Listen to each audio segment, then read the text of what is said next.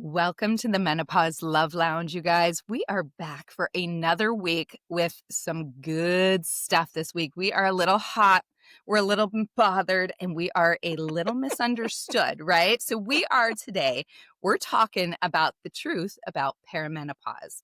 This is a long time coming, is it not? Because everybody needs to know about it. Nobody knows when they're in it. Before I get started, let's introduce your ladies. We've got Dawn Wiggins with us today. Whoop, whoop. Hi. We've got Ozzy Osbourne. How's it Hi. going, Ozzy? Hi, sweetheart. We've Hi, got hi, hi. Junie Moon looking pretty in red, lady in red. What's up? Laurie Gerber joining us here today. How's Laurie? I'm excellent today, thank you. It's a good color on you, Laurie. It is a good color. And the beautiful Karen Viesta is bringing a little sex appeal today. I'm liking it. She is maybe a little hot and bothered. How's it going, Karen? I'm good. How are my friends? We are all good today. They gotta tune into YouTube, Andrea. I mean, Yes. you're dropping so many hints about how we look. I Don't you all want know. to make sure you know whose voice is whose and who's wearing the sexy outfit today? Such a great point, Laurie. For those of you listening, we do have every episode up on YouTube. So go follow us at Menopause Love Lounge. Subscribe, follow us, and watch these videos because the more we're doing, the more you guys are liking, the more you're following, the more we can do. So it's good to watch us. I kind of And like apparently watching watching my face is like a whole Yes. entertainment. Oh, in that's and of true. It's itself. very entertaining. If you're not seeing Laurie's facial expressions and gestures, you are missing out. It is. Lots of meme content. There really is. There really is, Laurie. You bring it when your reactions are priceless. I'm when very you're- present. I'm very present. I'm modeling presence, deep Love presence. Okay, I love let's it. get on with it. All Sorry. right, let's get on with the menopause. Okay, you guys, today we have some really great segments, right? We have our personal reflection segment, which is our what the fuck moments that started this all. So we're going to kind of kick it off with the moment we knew our bodies had gone rogue. We had the meltdown. We have the midnight Google spiral. I do that. Or the doctor's visit that left us more confused than when we walked in. So every woman has this first, wait, is this menopause moment? So we want to hear the stories on that. We're going to go through everybody on that. Then we're going to talk a little bit of cultural watch. We're going to do the great misdiagnosis mystery today. So we're going to share the wild data that we found. Karen's going to jump in with some stats. And it turns out that it's easier to get labeled with depression, anxiety, or thyroid issues than perimenopause. Who knew? Whoa. Yep. Yeah. So why are women dismissed by the very system that is meant to help us? And what happens to our confidence when every test says that we're fine, but our bodies are saying, no, something That. is wrong. Yeah. Yes. And of course, we're going to hit our final segment, which is our legs wide open segment. And we are going to talk about the one truth that every woman deserves to know. So when we're going to play that, we've got a fun game for you today. We're going to play friend, therapist, or doctor because half the time in perimenopause, we don't know who we're going to call, right? Are we going to call the Ghostbusters? I don't know. So we're sharing them. Yeah, if he's hot, right? We're sharing the moments that make us wonder. So we're always curious. Is this hormones? Is it heartbreak? Or is this a medical emergency? So you guys, you got to stay tuned till the end, which I know you're going to anyways, because this is so good. So we're going to either be texting a girlfriend, booking a therapist, or speed dialing for urgent care. So stay tuned for that. That is some good stuff coming up. So I cannot wait to get started because we have so much to talk about. So let's start with our personal reflections and our check-ins. So what is the truth bomb for you guys? What is the moment you realized it was like game on for perimenopause? Who wants to start? Junie? You're looking like you got something to say, girl.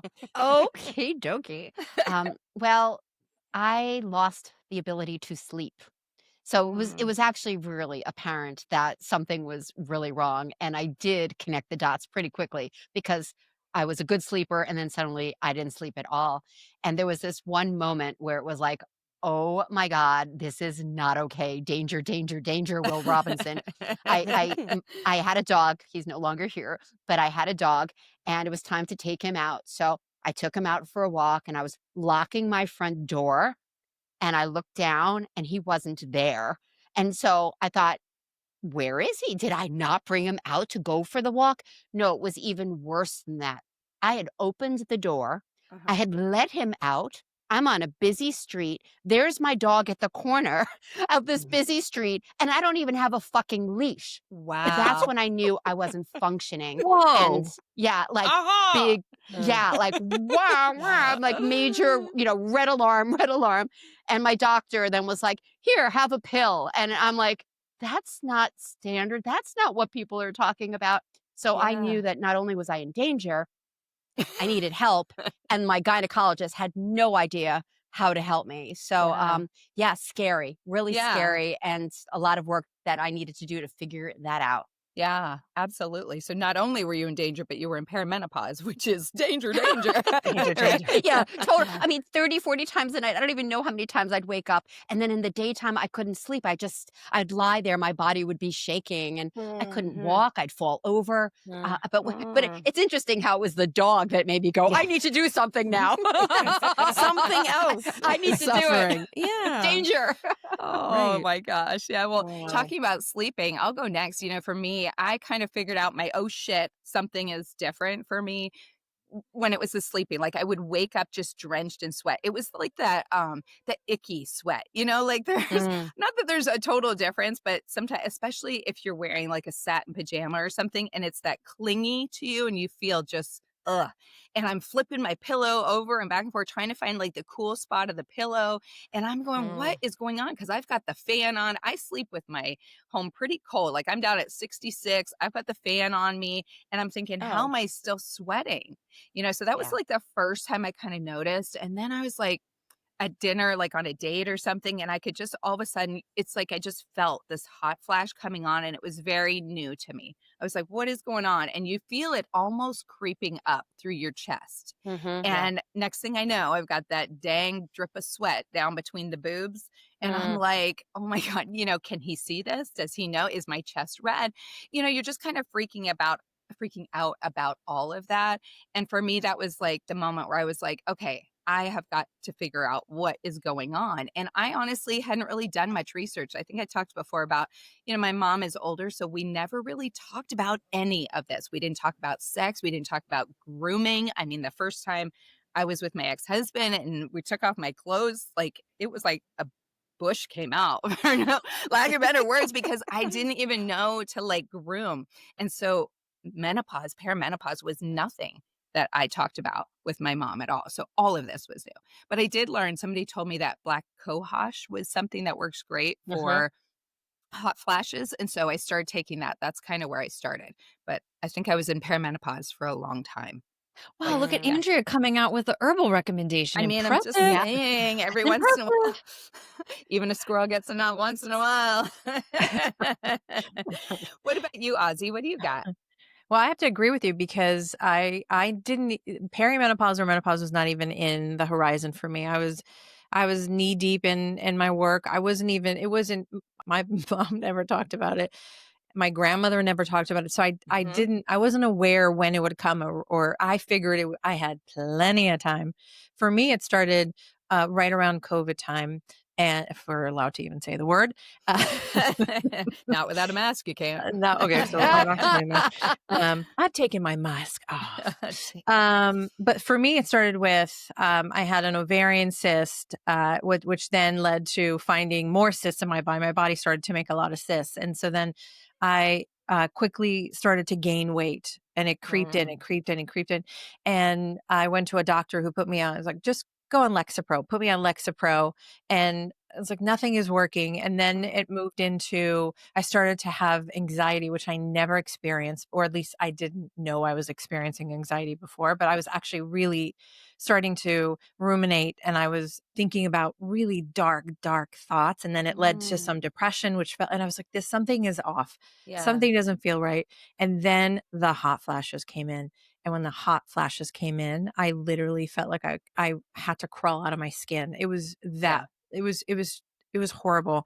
I even remember being on vacation with friends and we were outside and they were sunbathing. I couldn't even be outside in the sun. I had to go in to where there's air conditioning and just get my body into a good place. I had to do some meditation just to even not freak out because even the hot flash was creating a lot of anxiety for me. And so That was my, oh shit. Okay. I guess Mhm. it's time for me to talk about menopause, perimenopause, Mhm. and go to the doctor. And what age was that at? Did you say what age This do you was think you last were year. certain? Last year. Oh, that's right. You're Well, younger than me. the cyst began 3 years ago. That Mhm. and then the weight started to creep in right after. Mm. I think it's so powerful what you're saying, Ozzy, because like hot flashes are the symptom we associate with perimenopause or Mhm. menopause, but the anxiety and the depression and the dark thoughts, like hormone health equals mental health. And what a service we are doing to help women understand that that dark depression is hormonal imbalance. Mhm. And wow, that must have been so scary for you to walk through before you put the pieces together. But yeah, wouldn't it be amazing if more women understood these other things are symptoms of perimenopause also? Yeah, because I thought there was something worse wrong with me. Because I always Relatable. thought, oh, I have my emotions handled. I can manage my emotions. Mhm. I've studied it. I've learned it. I have all the tools in the world. I teach these tools, and here I am. I can't even use them because I'm in this dark, dark place, and no one can Mhm. get me out of it. Yeah. And it's interesting because, it's also different when we start the perimenopause. And it can start as early as the 30s, which is, see, I don't think I was that young. But I was reading something yesterday that, the perimenopause is all the way up until it was a distinctive number of 51, which happens to be the age that I'm at, that you do go into menopause. It said that is the most common age that actual menopause starts. And I've always been thinking that just perimenopause, was just the little bit of the beginning, and then you're in menopause for this whole long time. But what we don't actually realize is perimenopause is the long part of it. You could be in it for years, and then the actual menopause is just those 12 months that you don't have your period. And then, so I'm actually in postmenopause. I don't think that's true. Menopause starts 12 months after you had your last period. Right. And so menopause is actually the longest period of your life. Oh, And it that can is- last a really long time. Well, that's actually postmenopause. Yeah. Menopause is actually, it sounds kind of funny. Menopause is like the Whoa. day that your Mhm. period It's the- stops. Yeah. And any The day year and a half. after Yes. that The year is after. postmenopause. Yeah. Okay, It's like you can't diagnose hold it on. until it already happened. That's right. Yeah. Hold That's on. right. You're saying when 365 days passes since my Yes. last period, I count back 365 days, and that's when I went through menopause? Yes. Mhm. So then how does Andrea know? How do you know, Because I Andrea, if went you're and not getting had- your period? So I didn't know until I went and had lab work done. I just did a regular physical, and they were testing me for everything, for menopause. And so of course I took my results because I'm like, I don't know what all this means. And I put it into ChatGPT to kind of explain it. And it was like, your ovary level is already high. They're not producing, you are already in post. It literally told me. And I did the same thing, Lori. I'm like, what? I thought I'm just in it because I haven't had my period. And it said, no, your menopause is just the 12 months that you do not have your period. And then you're Sorry. post. I Yeah. do not. I don't trust ChatGPT, but I do trust you guys. I'm still confused because I'm going by information I have also learned from the internet. Yeah. So. Well, that's what I Yeah. was just going to say is, isn't it interesting? All of us Yes. in real time here are having Don't even know. conflicting, Yeah. I thought it was this and I thought it was that. And here we are, pretty smart ladies. Women, yes. Thank God we're doing this podcast because Yes. there's more to learn for us and everyone for sure. Exactly. My goodness. Yes, absolutely. So Dawn, tell us Yeah. what you're going through. Yeah, because what you started talking about it happening early is my story. I was actually put on bioidentical hormone replacement like in my late 20s, early 30s. And so I was already in perimenopause then and didn't realize it and didn't put those dots together. Nobody ever explained it to me that way. And it was secondary to like trauma and adrenal fatigue and burnout and all of that. And so the BHRT like really helped me avoid menopause and sort of get stabilized. But then I would get kind of on and off it over the years because I got pregnant and then had a baby and whatever. And so during a period where I was off of it in my late 30s, and I had had hot flashes all that time because hot flashes go with cluster headaches. But P.S., that was hormonal dysfunction, right? But nobody explained any of that to me. And so then in my late 30s, early 40s, I started experiencing, I don't know what to call it other than dementia. Mm-hmm. And it went beyond word finding. It was like, a difficult time, like completing my sentences or remembering certain very, very obvious things. And I freaked out. I think appropriately, because I had a great grandmother that had died of Alzheimer's. I had an uncle that had like stage 4 brain cancer. And I was like, oh my God, like something very bad is happening. Nobody ever explained to me that that was actual hormonal, like brain fog, like hormonal dysfunction and adrenal fatigue. I figured it out like years down the road through functional medicine and homeopathy and all those pieces, but that's what that was. So it was very, very early perimenopause. Wow. And so thank God I've unwound that, and I'm a fertile myrtle again at 45. I'm now 45, and I don't have very rarely any sort of hot flash. Maybe like every now and then I'll still have a tiny bit of hot flash. I developed this whole second language with my family, because during that season where I had brain fog, and I wouldn't be able to think of the word microwave, I would just be like, vacuum cleaner, can you get that thing out of the vacuum cleaner? And anyways, so my daughter and my husband have figured out that if I like call something totally wild, like context clues, like so I don't have to lean on that language very much anymore, because I'm pretty mentally intact these days. But yeah, that was very, very, very scary. And I don't think the medical system is cohesive enough for like this doctor that was treating me for headaches to explain to me that this was actually hormone health and you know what I mean? Like they're too siloed, and I don't know, there's not like a global view of it to be like, well, if you're experiencing burnout and adrenal fatigue and headaches, you're probably in early perimenopause and we need to come at it from this, anyways, there you have it. Wait, Dawn, I have a question for you, because I would imagine some of us might have this, or even our listeners might be in question about, because I didn't know you could get pregnant during perimenopause. So Can you speak to That's my that? goal, right? I'm baffled. Yeah. I've often wondered, because I didn't ovulate for all those years because my body was so low functioning. I've actually wondered, do I have like a crap load of eggs stored up? I don't know. I'm sure it could test for that, right? And then once I got my body strong enough to ovulate consistently, and there's so many beautiful homeopathic remedies to strengthen ovarian health. But yes, you absolutely can get pregnant until that last period hasn't happened for 365 days. You can for many women, we ovulate not just in the middle of our cycle. We also sometimes ovulate most strongly under the moon phase we were born under. Super interesting. So beware, perimenopause is potentially one of the most dicey times to try to not get pregnant, because it's not always predictable what's coming down the pike. Yeah. That's so cool. So many factors. Crazy. That's awesome. Thanks for sharing that. Cervical mucus, right? So because I could tell now that my body is strong enough and healthy enough, I can tell from my cervical mucus when I have that beautiful like egg white texture, like, oh, I ovulated. Okay, things are still jiving. Wow. Nice. Oof. Laurie, you were a little shocked by that. You had your own face on. You guys, so many things you're saying. Well, first of all, I was terrifically intent on not getting pregnant when I didn't mean to. So I want to underline to everybody, please don't mess around. Like if you haven't gotten your period in 75 days, you are not in the clear. Like that is not all systems go for unprotected sex if you don't want a baby.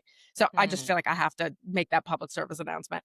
Okay, but going late in the rounds is very interesting, because now I want to start with a hot flash confession, which is that in my early 40s, I had what I call a nervous breakdown.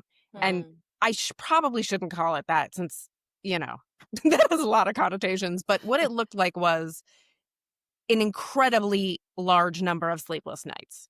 And during those sleepless nights, between 3 and 5 a.m., sometimes I could fall back asleep. Usually I couldn't even, right? So that meant 4, 5, 6 hours of sleep at the most for many, many, many nights on end. I would have racing thoughts and be incredibly anxious. And then my day would be shot, and I'd be pretty anxious all day because I was so exhausted, and rinse, repeat. And because I am in the self-help world, I could not give myself would not give myself a mental health or physical health answer. I utterly mind over mattered it and used my self-help tools. And eventually I ended up at my gynecologist, who put me on the pill. And I believe she put me on the pill because it was too early to recommend something more HRT, proper. And because I did tell her my symptoms, And it did help. Right? I did become more regulated, and I stopped worrying about birth control, which was also really nice. Yeah. And I stopped getting a period. And then a few years ago, I'm now 50, but a few years ago, I wanted to come off the pill. Right? I decided, first of all, do I really need it? I don't even know if I'm in menopause or not. And do I need these hormones? And it's, I had some influences like you ladies telling me maybe I don't need to be putting fake hormones in my body. And my husband got a vasectomy, which was amazing. So all these good reasons. And then I didn't get my period for months and months and months. And I had all the menopause symptoms that people say, like every joint hurt, again, sleeplessness, sweating, hot flashes, everything. Not everything, because there's so many. You can't have all of them. Yeah. But enough that I was like, I think this is it. Right. And then I researched the shit out of it. I think I've told the story in another episode, and went down a rabbit hole and messed myself up even more. But I was convinced I was in menopause now, and I started counting the days, but I didn't get to 365. My period came back, and now it is a healthy perimenopausal period. Okay. Beautiful, bright red, totally irregular. I have no idea when it's coming. Yay. And so now I know I am in perimenopause. And I wonder if I was in perimenopause all the way back then. But I just For sure. Yeah, for didn't sure. think about it that way sure. at all. Wouldn't accept it. Wouldn't treat it. Yeah. And here we are. I love how you talk about your period as a brand new car. This beautiful, bright red thing. I love it. I love it. And I also recognize that having my period also means my vagina still can get wet, and also means I'm sleeping much better at night, and I am not anxious all the time. Like, it means a lot of nice things for me that I'm getting it. So I do love my period. I love that. I cut you off, Dawn. What were you going to say? Yeah, I'd love to add this piece about what's going on during that season when we're having the hot flashes and we're not sleeping, because so much of it ties back to liver congestion, adrenal fatigue, spleen health even. So because our liver has to metabolize our hormones, and so many boss babes are estrogen dominant. There's, and maybe low in other hormones and whatever, and we're high in cortisol, and we overthink all the time, and we have all these stress hormones. But our liver has to metabolize all those things and filter them out. And so often when we're waking up in the middle of the night and the hot flashes are so intense, it's because our organ systems that are responsible for filtering are so congested and bogged down that they can't keep up with the demand. And so as we clean them out and clear them out and support them with healthy detoxification, then our bodies can handle metabolizing the changes that are happening. And then we can sleep better, and our hormones are less severe. So that's just sort of behind the scenes, so women can be supporting, their livers more. It will actually create a lot of relief from the intensity of the symptoms. It won't eliminate them, but it will help. It'll help. Interesting. Karen, what do you got for us? So I'm sitting here laughing at those of you who are saying that your mothers did not tell you anything about hormones. You're laughing at us? I'm laughing. Karen. I'm laughing at myself because my mother did tell me, and I found it endlessly annoying. Like I was probably 40, and I would tell her, I'm experiencing this or this, and she'd be like, "It's your hormones. I could have been like, I have a toothache, and she'd be like, "It's your hormones." I didn't know. I was like, I thought to myself, I'm 40. What are you talking about? But, it wasn't until I had my oh shit moment that I really was like, okay, I am officially in perimenopause, because like Ozzy and Laurie and so many of you, my major symptom was anxiety. I didn't have hot flashes. Even my sleep initially wasn't bad, but I was so anxious. Now, it also happened to be the year that I was going through a divorce. So in my mind, I was not making the connection back to my hormones. I was thinking this was all anxiety from this, traumatic experience of getting divorced. But there was one moment in particular. I was in Stop and Shop doing my food shopping, had a cart full of food. And up until that point, my anxiety always happened in the morning when I first woke up. But then it started getting bad, and it started happening at random times throughout the day. And I was in Stop and Shop, and I could feel like a panic attack coming on. Yeah. And I just left the cart full of groceries and like ran out to the car. And it was getting to the point where I didn't even want to go out because I was so afraid that I was going to be out and I was going to have a panic attack. And that was really the moment that I was like, okay, this is not just from my divorce. Like I need to, it wasn't until I started studying women's wellness and really educating myself. I'm always an advocate of women educating themselves because I did what every one of us would do. I went to doctors, I went to therapists, I went to acupuncture, I went to, herbalists. I mean, nobody could really help me. And it wasn't until I myself was like, okay, if I can't find the expert I need, then I need to become the expert I need, and I really learned a lot. And that was when I kind of pieced together what was happening and little by little through a lot of trial and error, figured out what I needed. But it was a really scary, scary time. Yeah. Oh my goodness. Isn't that interesting though that we go to our what we think is our women doctor, right? Our OBGYN, and yet they know so little and are so very little educated on perimenopause and menopause. It's wild, isn't it? That it's still like that today. And that's exactly why we're doing this podcast, because we're all here having conversations about what we know and what we don't know, and we think we're somewhat experts on this, and we're still not. It's just, it's baffling, really. It's starting though. Dr. Mary Claire, I think her name is. She's been bringing out so much about, menopause specialists and special training to call yourself a menopause specialist. But we still need to be informed on what does that even mean? And anyone can say they're a menopause specialist, and do they really know what's really happening? So it's great times and still challenging times to find what really is going on. Yeah. Right. And we're all bio-individual, right? So we are all having different experiences with this season too. So it's, even if you have a specialist or an expert that knows about menopause, they may not know about your menopause. And I think it's important that, as Karen mentioned, that we do the research for ourselves and advocate for ourselves and learn. And also, as Junie, you're mentioning, right, like start to listen to your body, start to listen to the signals and how you're feeling, so you could explain it to someone that could actually hear you. Yeah. Who's in your court? We need good people in our court. Yeah. Ozzy, thank you so much for saying that. Yeah, the whole bio-individual piece, right? And I think that's why sometimes when we get so hooked by the next thing on Instagram, it's like, well, yeah, that might have worked great for that person, but like, will it work for you? I don't know. You really got to be in tune with your vessel, right? And self-education, self-empowerment. Yeah. Right. Well, like Black Cohosh did nothing for me. For And everyone was you. like, try this. Nothing. Nothing. And that doesn't mean it doesn't work, right? But it's not what your body needs. For me. Yeah. For me. Yeah. Exactly. Right. Well, talking about what other people need out there, Karen, you probably have some stats for us today on what is going on out there in the real world. And then we'll talk about some of our celebrities that are dealing with the same thing as well. Go for it. So what we touched on, and Ozzy, you just said something related to this. One stat that was pretty staggering is that less than 20% of OBGYN residency programs in the United States include any formal training about menopause.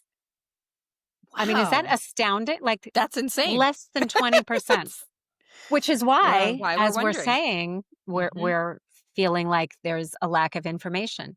45% of women say that their healthcare provider never discussed perimenopause or menopause with them. And nearly half of all women wait over a year before getting an accurate diagnosis or explanation of their midlife symptoms. So that again is very consistent with what we're saying. And as somebody pointed out, and I think it might have been you, Ozzy, I'm not sure, 1 in 3 women are misdiagnosed with anxiety and depression when actually it is connected to hormonal decline. So again, we are good examples of all of those statistics. Yeah, that is very interesting. And I've also been looking into a little bit of the celebrities out there and kind of what they've been going through. So, interesting one that we found was Drew Barrymore's perimenopause panic moment. So, on her own show, this is back in 2023, she experienced what she believed was her very first hot flash live on the air. I can't. Can you imagine? No. She's like, what is going on? Trying to concentrate on what people are saying. And she's just like, doing, like Laurie's always doing,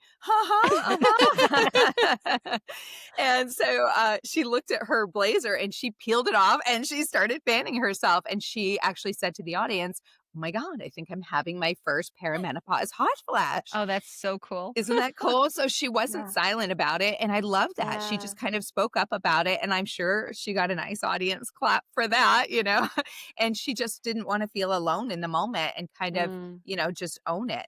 And after that, she also said she once started having her period every 2 weeks. Oh my God. And that while she had heard of menopause, she had never really heard of the word perimenopause, which a lot of people don't either. I even find when I type it in, it doesn't come up perimenopause, right? Like it only comes up, if I'm not mistaken, maybe it does now since I've been using it so much, but before I didn't know. So she had to go to the doctors to get a clue on what was going on. So even with access to good medical care, and we think she's got top notch, right? She admitted she thought her symptoms were just due to stress. And she said, I thought I was just stressed. And no one ever mentioned the word perimenopause. Yep. So that was interesting.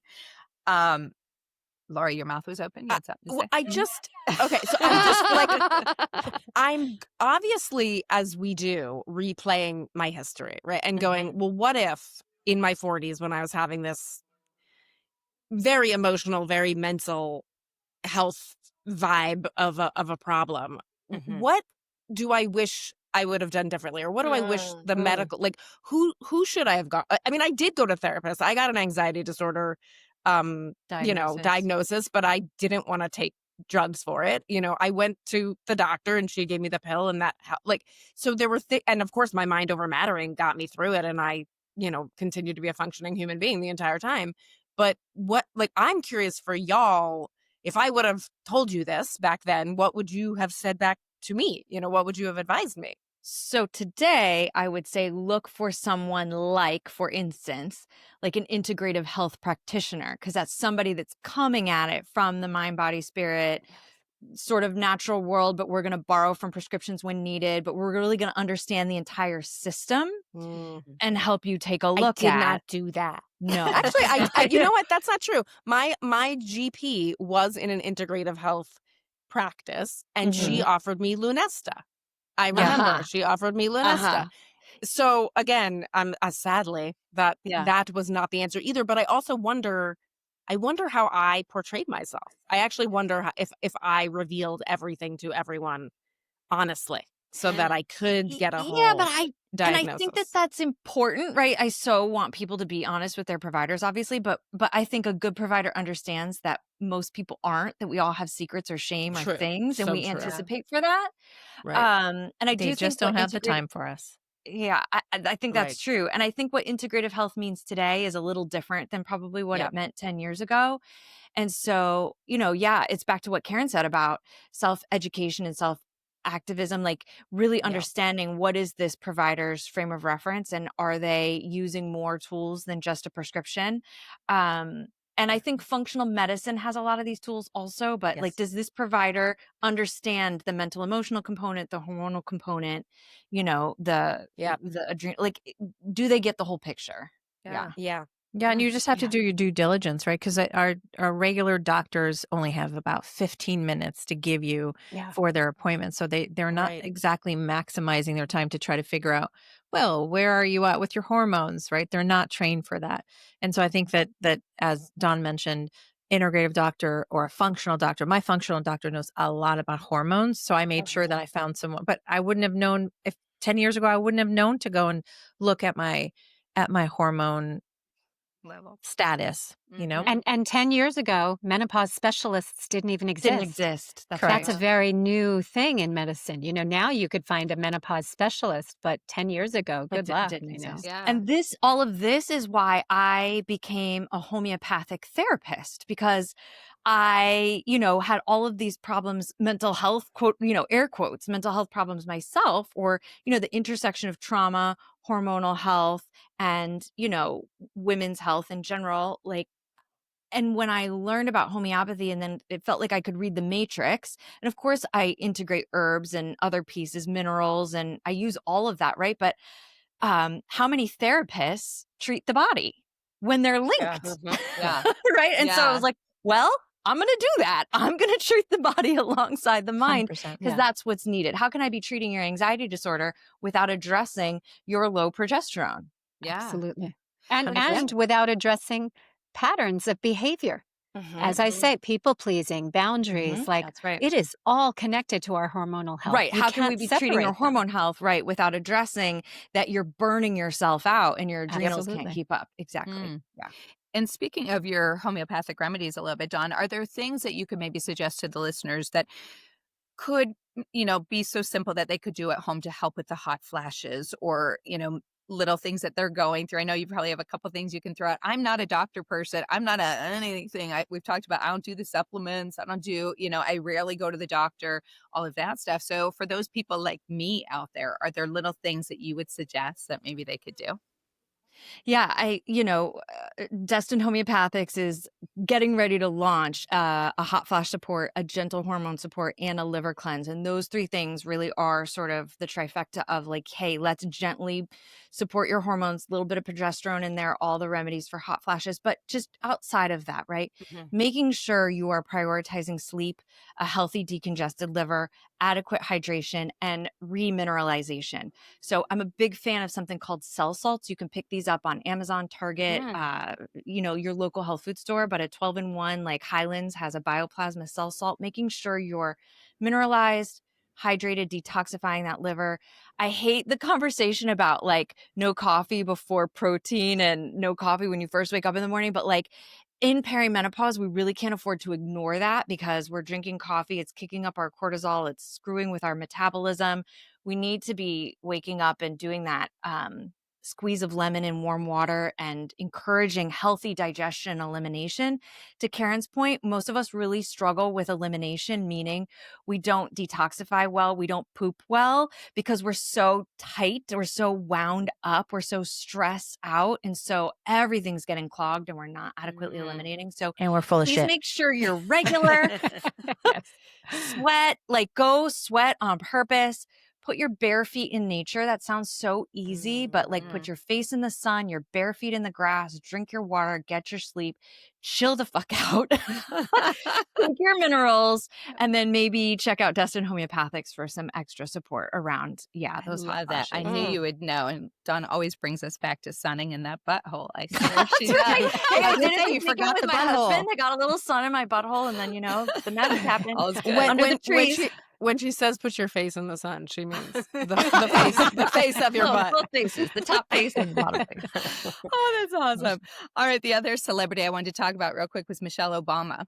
So, we all hold such a high regard there. And on her podcast with Michelle Obama and Craig Robinson, she opened up about how women's health, especially around menopause, is rarely discussed, honestly. So in an episode with Dr. Sharon Malone, she talked about how women are taught so little about their bodies as they age and how their symptoms are often minimized or dismissed, exactly what we're saying. And she pointed out that public conversations reduce women's health to choice instead of the full complexity of well-being, saying that our reproductive system does far more than just create life, right? So her message was very clear. She said women should not have to tough it out in silence anymore. So her voice in this podcast kind of gave us chills, because she was naming what too many of us already are feeling. And she's reminding us that our reproductive health has just never been about choice or reproduction, but it's about our full lives, right? Our cycles, our hormones, our shifts, our aging. And so she said we're often expected just to tough it out and not ask questions. So crazy, and that these symptoms get minimized. And so that really kind of struck me, because if the former first lady with access to top doctors out there is still navigating this fog, it tells me we need to be talking louder. We need to be demanding clarity and insisting that our bodies are being seen and heard, right? Yep. Yeah. Amen. But there's something here we have to own as women. And yes, we live in a patriarchal society which expects women to act like men. Right? And that's really a root issue.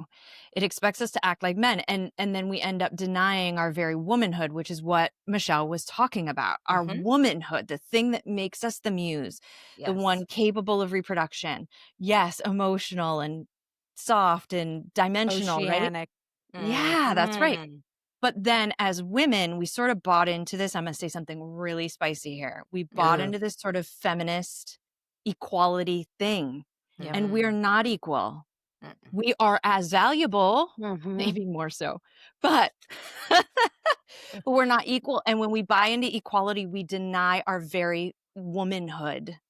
Wow. And we have to get on board with that as women to stop trying to be men or stop trying to prove we can be men, because we cannot and be healthy. And we don't want to. Gold. Right. That was gold, Dawn. Yeah. Thank you. Yeah. Gold. Very good. Very good. And that also brings me to, because we kind of talk about social media and how this is out there as well. And kind of what you said, the trend has become a space where women are now sharing stories of being misdiagnosed or dismissed by the doctors.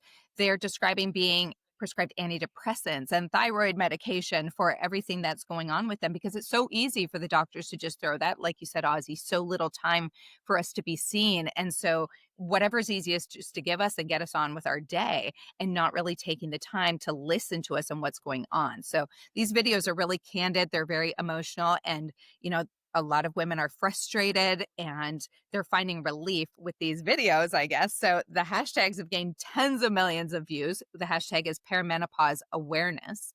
And so it's showing just how women can relate to this experience. So I think we're on to something here. Just saying. All right, you guys, with that, we are moving on to our final segment of the show, which we love because it's legs wide open.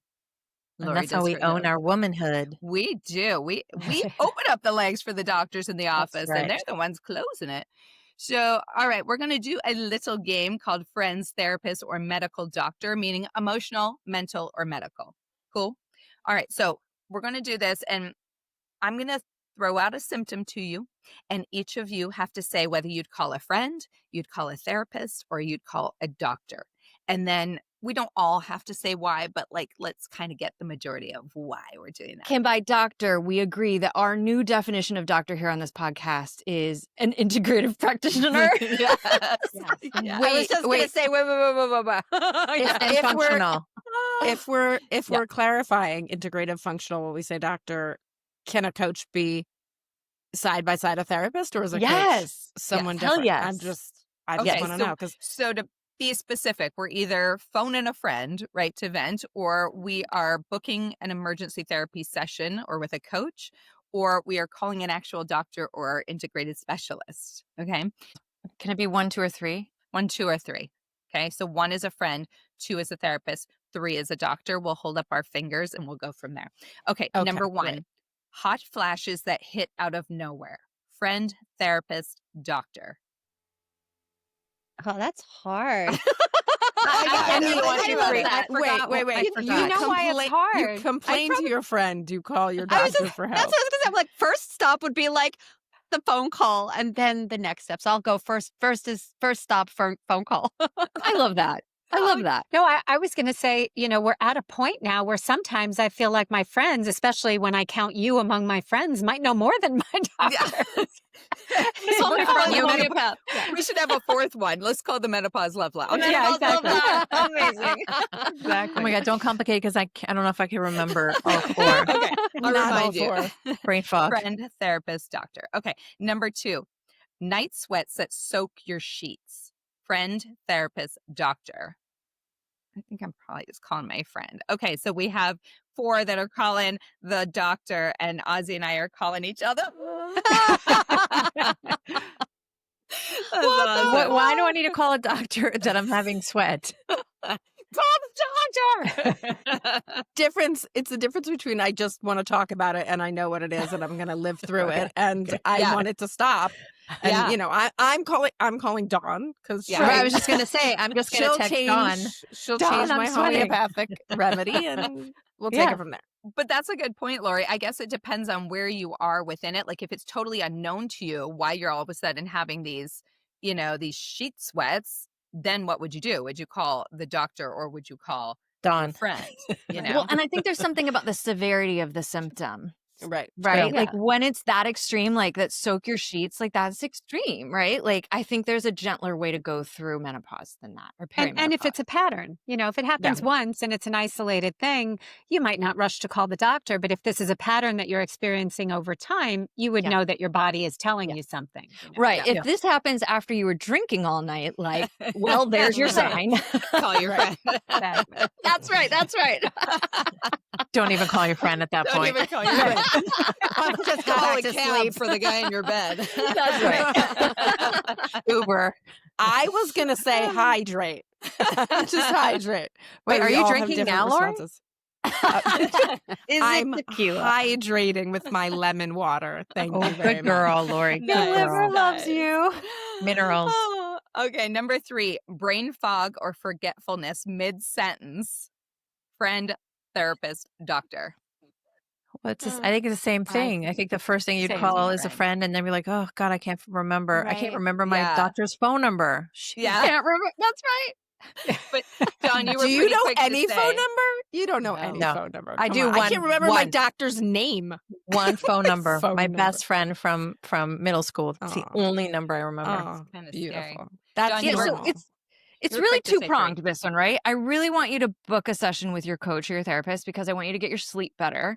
But I also want you to see your herbalist or your homeopath or your functional medicine doc because that brain fog is about liver congestion and brain, so it can be about stress, but it's also about, and don't even get me started on the microplastics and the metals that we have in our brains. But there's your brain isn't detoxifying itself, and that's why it feels foggy. So we got to get that shit out of there. That out. God, Okay, number detox. 4. Mood swings that rival your teenage years. Therapist. all three. Yes. We need Can we do all peace. 3? Peace. We need peace. Can I just ask, Dawn, can you mind over matter microplastics? Depends on your body. No, but yes. I mean, you can mind over matter anything until you hit a wall. Anything until Okay, you hit a just wall. checking. I have this client who went to, I don't even know what kind of med spa recently. I promise you that med spa cost more than my car. But they dialysis her blood and they let her touch what they pulled out of it afterwards. And it was a chunk of plastic. Stop it. And so I know Oh. homeopathically, and I've been treating her this whole time. And so I know that it would have been worse had she not done that. But I know how much, and then you add the MTHFR gene mutation, if anybody's ever heard of that. MTHFR is a gene mutation that makes it difficult for us to methylate our B vitamins or break down, metabolize our B vitamins, and also makes it very difficult for us to detoxify in general. And it's getting to be that more and more of the population has that gene mutation. So then to clean your blood and then forget it if our kidneys are tired and our adrenals are tired. So it's all, but this is what I mean by integrative, right? We have plastics and metals and stress hormones, and our organs are tired. As are we. Poor organs. I know. Yeah, and if Organs. you can't detox, I know for me when I did my gene test, my body cannot detox a lot of things, so it holds on That's to that things. MTHFR. Yeah. Right? Yeah. So I'm one of them.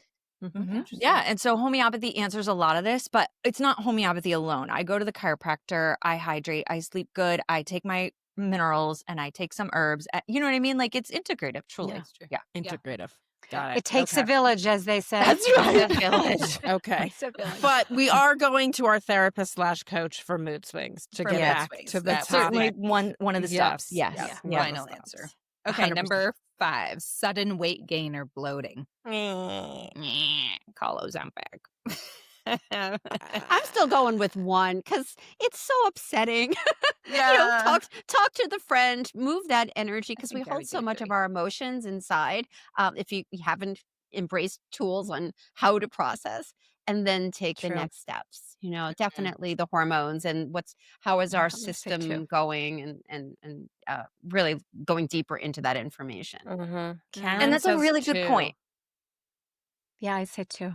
Yeah. Why, Karen? Why would you say 2? Because I almost every woman who comes to me for coaching, the surface level driver of that is weight gain or just not feeling good. But when we really get into the heart of it, it's almost always something that traces back to emotions and managing emotions and processing emotions. And I just feel like, it's so easy for women to say, oh, I just need to eat differently. I just need to exercise more.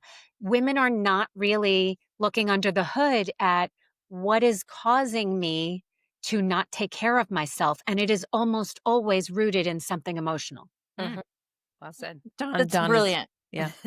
Yeah, and bloating specifically actually is typically an underlying feeling, often of insecurity. Yeah. Yep. So, Okay. good call Good one. on number Good 2. one. All right, number 6, sleep that just refuses to happen. Who we calling? Oh, the doctor. Yeah. Yes. Yeah. Yes. I feel like you could go any which way with that one. Yeah. That always needs coaching. I mean, part of my coaching is call the doctor, but but call you first. Well, I just need to talk through, because to Dawn's point about the integrative nature of it, yes, it's racing thoughts, but it's stress, and it's hormones, and it's also things you're not dealing with, things that aren't integrity, things you're lying about, right? These are the things I often help people unearth and handle that don't necessarily get handled in therapy, and certainly don't get handled by the doctor, that are, your body is telling you there's something you need to think about here at 3 a.m. So I would go 2-3. 2-3. Yeah, that's what I was like. That's what I was like. Yeah. And the 2-3. rest were pretty much 3. So, okay, the next one is vaginal dryness or discomfort during sex. I'm going straight to Andrea on this one, right? Like, I just, like, if I'm having that problem. Yeah. Sex toys. You can. I ain't got no supplements, but I got sex toys for you, sweetheart.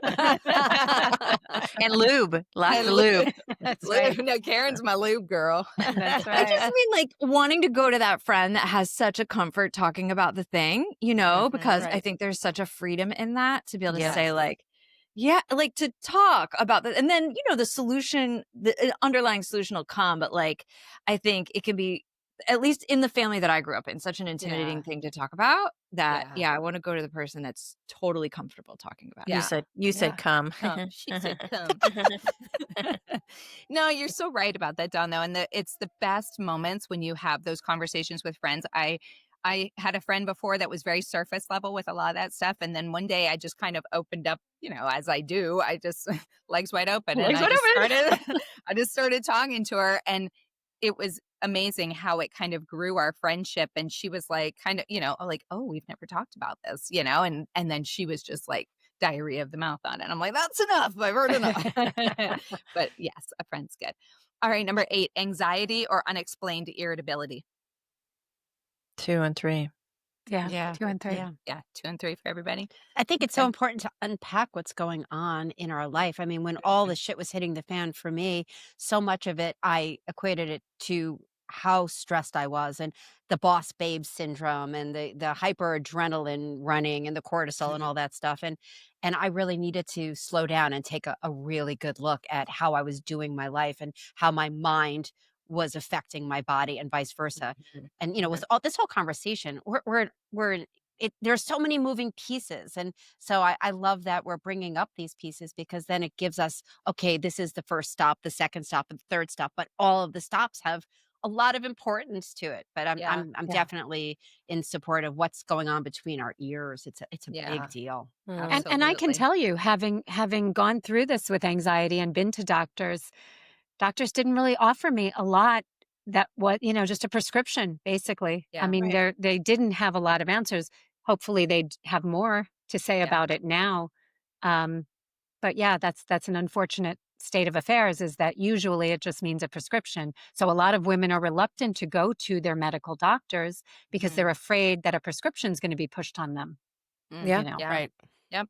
All right, guys, I'm going to wrap it up with the last one, because we're kind of all on the same wavelength here. We know where we're going with this. With that, we are going to close the legs for the day. Thank you guys for sharing on that. That was a lot of fun. So that is it for this week's episode of Menopause Love Lounge. And we want to hear what your what the fuck perimenopause moment is to the listeners out there. Please DM us or share your story using hashtag Menopause Love Lounge. You guys, you can find us everywhere now. We're on Instagram. We're on TikTok as Menopause Love Lounge. We are also on YouTube. Don't forget to go watch Laurie's incredible faces that she gives us and tune into each person. You got to see it for yourself. So that is so good. And if this episode has helped you feel seen, share it with your girlfriends. You guys, let people know what we are talking about, because we are keeping it so real and raw for you, and we want you to join us. So please do that. Don't forget to like, follow, and subscribe, because it helps us to bring more episodes like this out there. So thank you guys for being a part of this. Ladies, you are amazing, and it's such a pleasure as always. Thank you for your vulnerability, and we'll see you guys next week. Bye. Bye. Bye.